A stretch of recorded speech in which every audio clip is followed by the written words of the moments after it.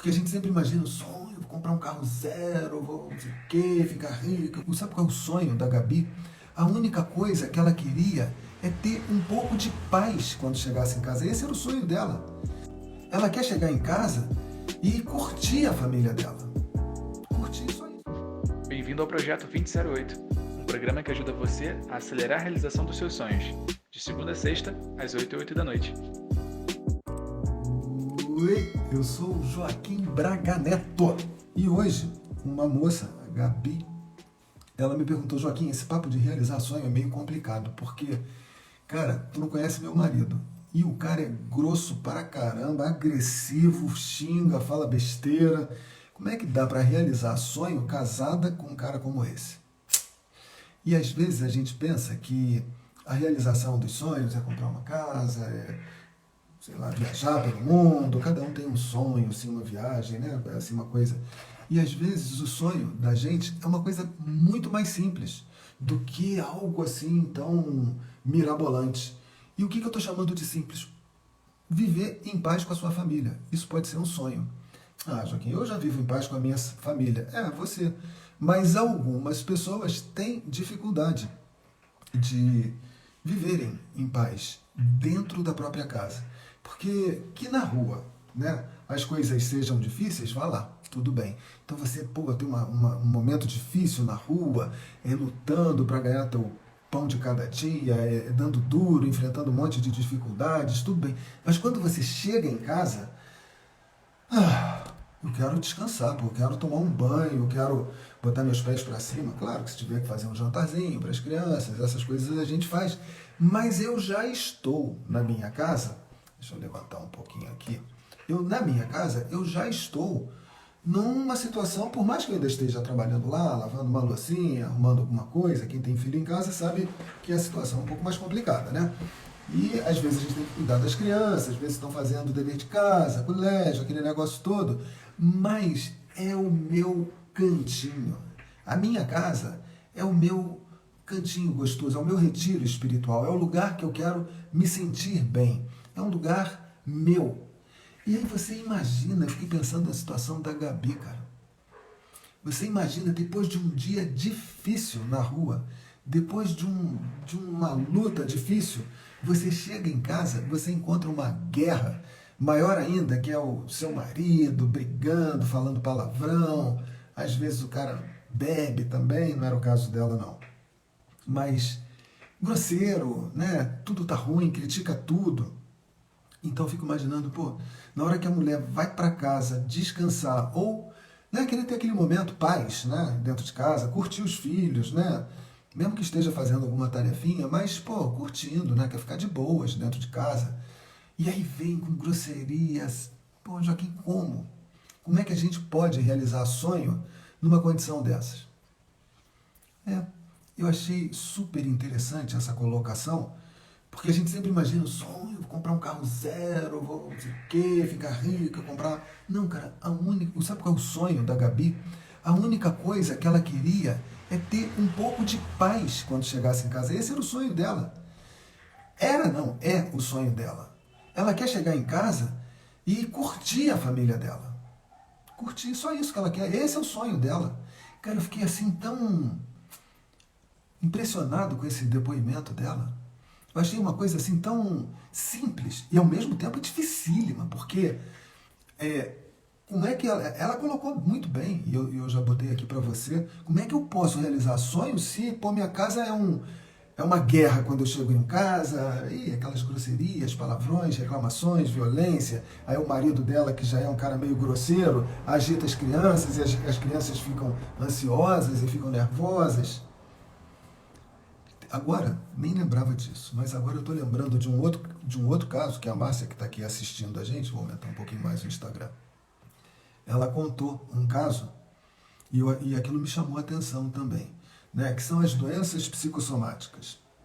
Um caso de uma criança que está tendo problemas de saúde, coisa e tal, e pelo que se deduz, a gente não tem informação certa, mas isso acontece na sua casa, acontece comigo, acontece com você. Inclusive eu tive uma herpes aqui no lábio há pouco tempo, meu sistema imunológico caiu e abriu uma herpes, eu estava com dor de garganta, dor de cabeça, foi um momentozinho mais complicadinho, mas adulto, né, a gente vai se cuidando e tal, graças a Deus já está tudo bem, está tudo tranquilo. Mas ela contava o caso de uma criança, e essa criança estava muito mal. E a professora recomendou que a mãe levasse no psicólogo, não sei o quê, e outros tratamentos menos convencionais também. E aí, você já passou por isso em casa? Às vezes um estresse, às vezes um problema, às vezes uma coisa negativa gera problemas de saúde. Psoríases, dermatites, gastrites, essas it em grego é fogo, né? Inflamação. Então o seu sistema, o seu trato digestivo em chamas, gastrite, né? Ou uma inflamação. De vez em quando passam umas motinhas barulhentas. Enfim, dores, problemas, cabelo que cai, né? Começa a cair cabelo, alopécias e um monte de outras doenças. E aí a gente vê, cara, era para ser uma coisa simples. E eu tô me tocando assim de sonhos simples, de uma vida simples, de uma pessoa simples que a única coisa que ela quer é chegar em casa e ter paz. Cara, eu fiquei assim tão bobo, né? Que não é aquele sonho, não, eu quero ganhar na loteria, se eu ganhar na loteria, eu vou comprar uma casa para minha mãe, para não sei quem, para todo mundo. Não, paz. A mesma vida que ela tem, a mesma vida, só que em harmonia. Mas, Joaquim, isso não depende de mim, porque ele é o cão chupando manga. E aí eu falei para ela uma coisa, eu já contei isso aqui alguma vez, falei, separa dele. Hã? Separa dele. Separa dele. Mas, Joaquim, ela ama o cara. É amor mesmo, não é dependência afetiva não, é amor mesmo. Eu só quis dar um sustinho nela para medir o amor que ela sentia pelo cara. Eu só queria medir isso. E eu vi que ela gostava do cara, do marido grosseiro e coisa e tal.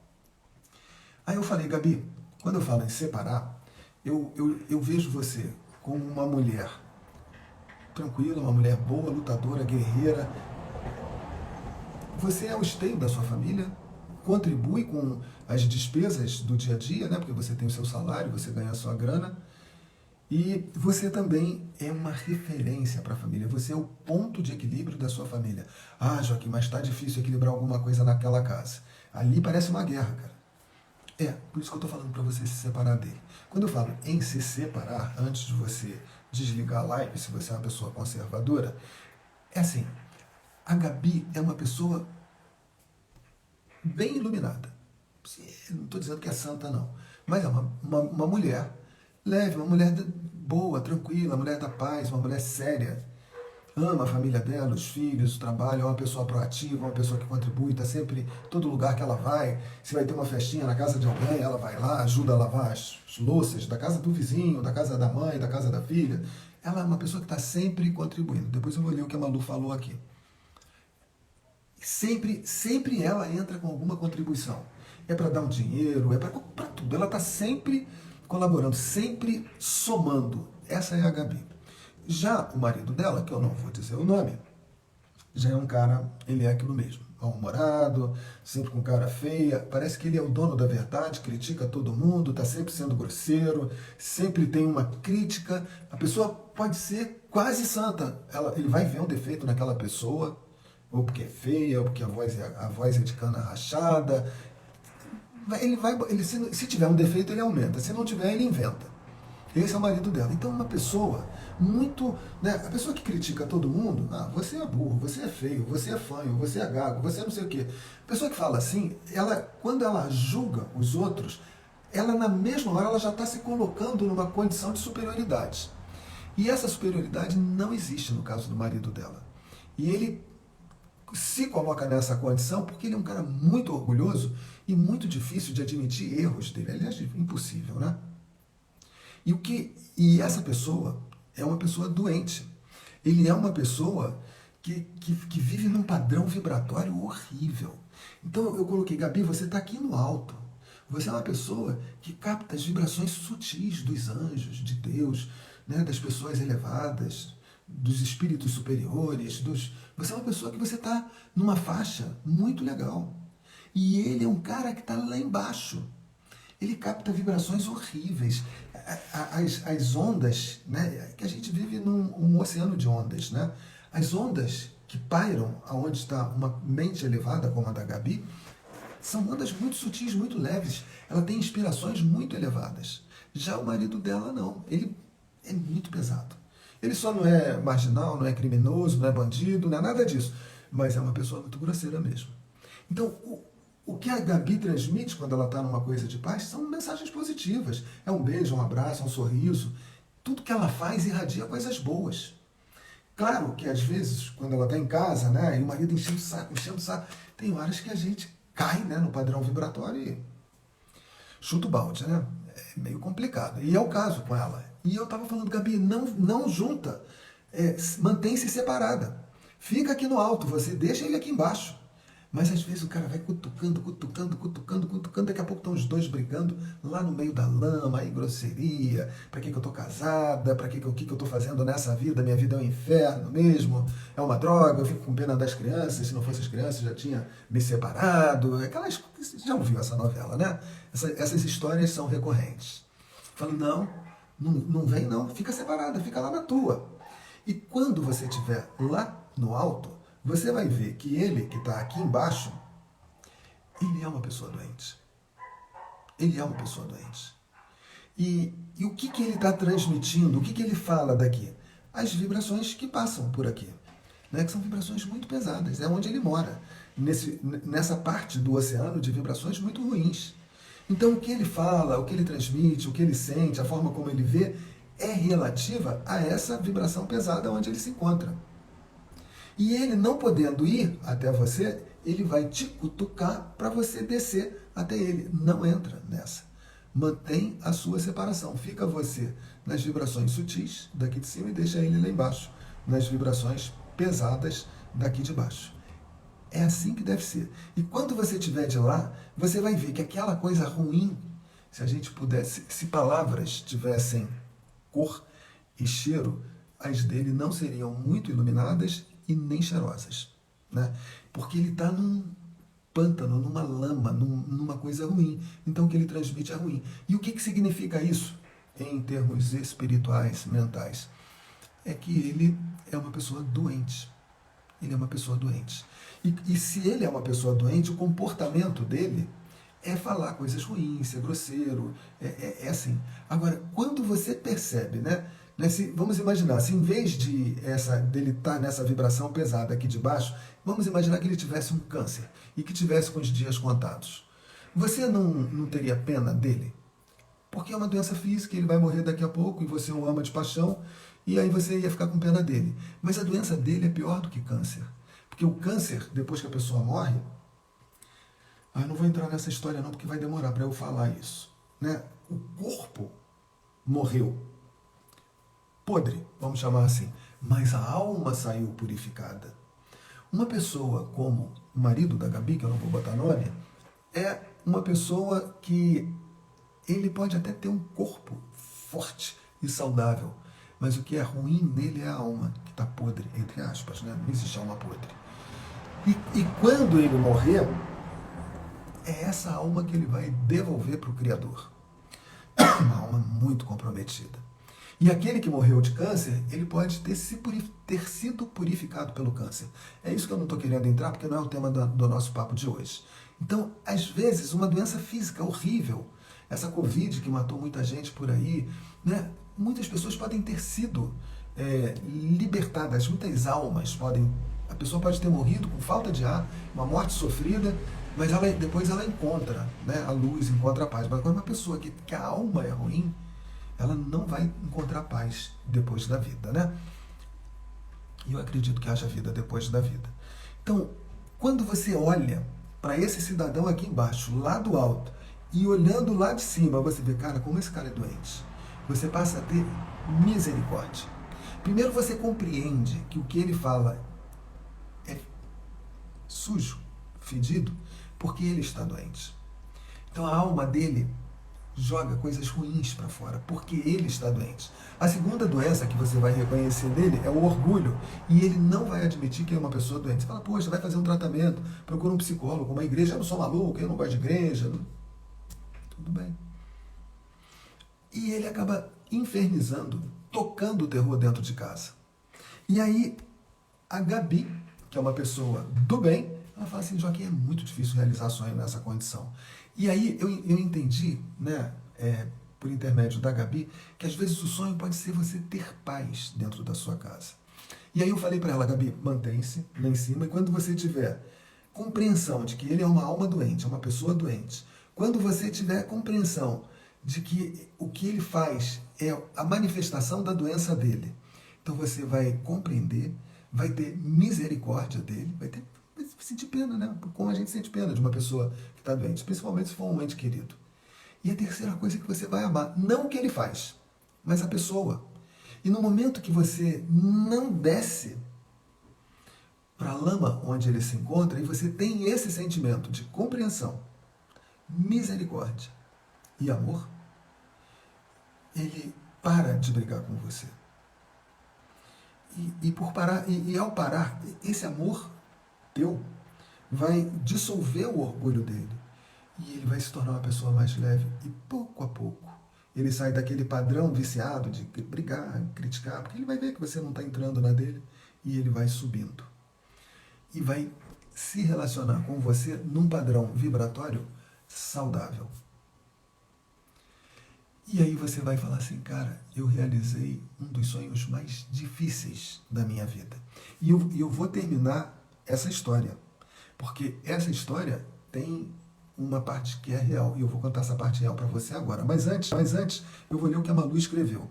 Eu passei com a separação do meu filho, envolveu todos na família. Foi muito difícil, mas estamos virando a chave, como você nos ensinou. Essas lives são muito boas para a gente refletir e resolver os problemas, deve ser, da família.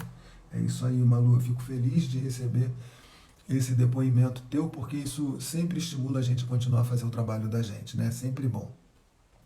E agora o final da história, que eu vou contar para você. Eu conheci, né, uma senhora que era também uma pessoa muito iluminada. E essa senhora foi uma das primeiras pacientes que eu atendi aqui em Miguel Pereira. Pouco tempo de atendimento aqui, eu conheci essa senhora. De uma família rica, e ela era uma pessoa muito boa. E o marido dela era daquele... Isso já tem uns 30 anos atrás, 25. E eles já eram velhinhos naquela ocasião, já morreram os dois.